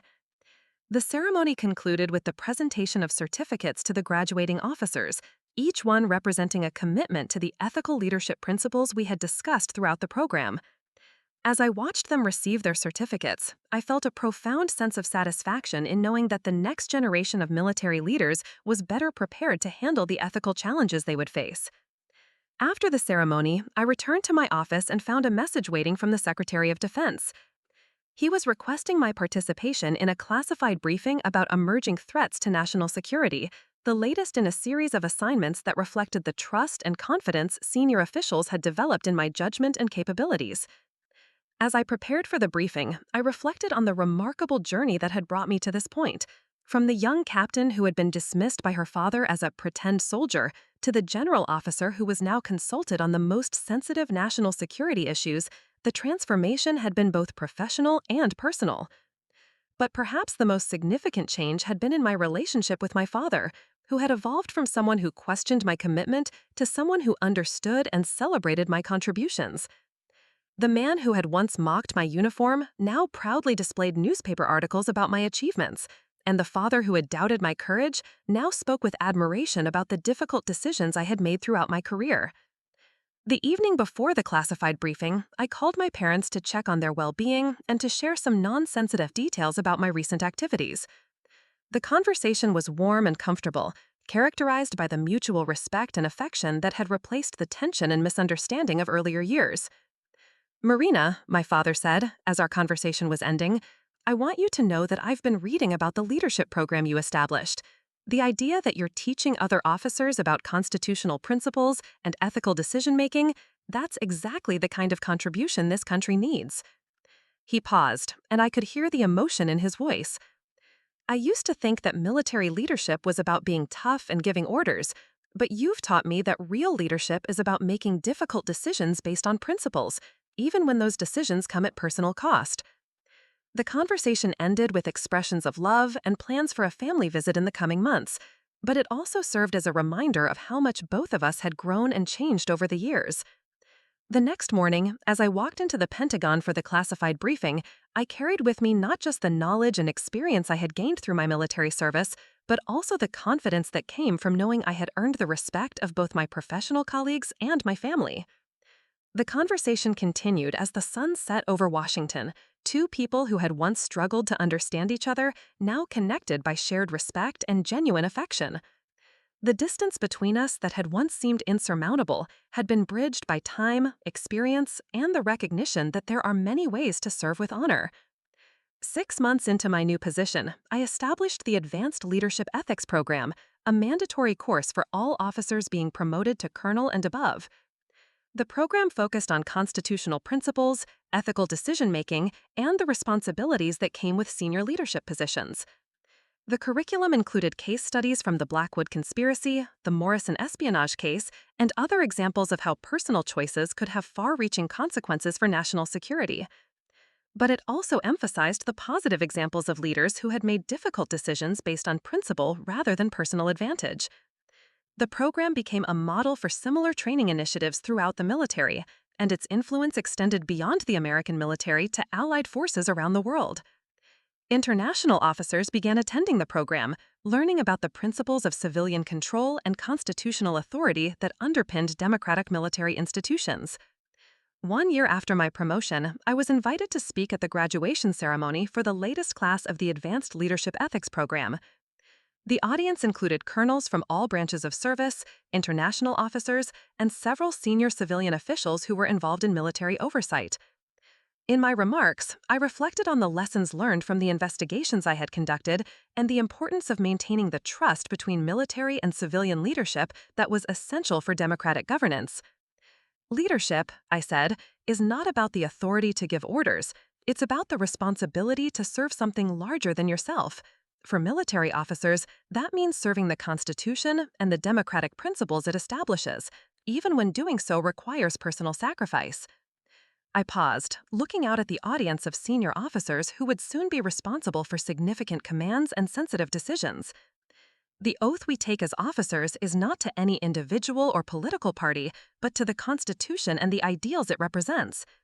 That oath requires us to have the courage to do what's right, even when it's difficult, even when it's unpopular, and even when it costs us personally. The ceremony concluded with the presentation of certificates to the graduating officers, each one representing a commitment to the ethical leadership principles we had discussed throughout the program. As I watched them receive their certificates, I felt a profound sense of satisfaction in knowing that the next generation of military leaders was better prepared to handle the ethical challenges they would face. After the ceremony, I returned to my office and found a message waiting from the Secretary of Defense. He was requesting my participation in a classified briefing about emerging threats to national security, the latest in a series of assignments that reflected the trust and confidence senior officials had developed in my judgment and capabilities. As I prepared for the briefing, I reflected on the remarkable journey that had brought me to this point. From the young captain who had been dismissed by her father as a pretend soldier, to the general officer who was now consulted on the most sensitive national security issues, the transformation had been both professional and personal. But perhaps the most significant change had been in my relationship with my father, who had evolved from someone who questioned my commitment to someone who understood and celebrated my contributions. The man who had once mocked my uniform now proudly displayed newspaper articles about my achievements, and the father who doubted my courage now spoke with admiration about the difficult decisions I had made throughout my career. The evening before the classified briefing, I called my parents to check on their well-being and to share some non-sensitive details about my recent activities. The conversation was warm and comfortable, characterized by the mutual respect and affection that had replaced the tension and misunderstanding of earlier years. "Marina," my father said, as our conversation was ending, "I want you to know that I've been reading about the leadership program you established. The idea that you're teaching other officers about constitutional principles and ethical decision-making, that's exactly the kind of contribution this country needs." He paused, and I could hear the emotion in his voice. "I used to think that military leadership was about being tough and giving orders, but you've taught me that real leadership is about making difficult decisions based on principles, even when those decisions come at personal cost." The conversation ended with expressions of love and plans for a family visit in the coming months, but it also served as a reminder of how much both of us had grown and changed over the years. The next morning, as I walked into the Pentagon for the class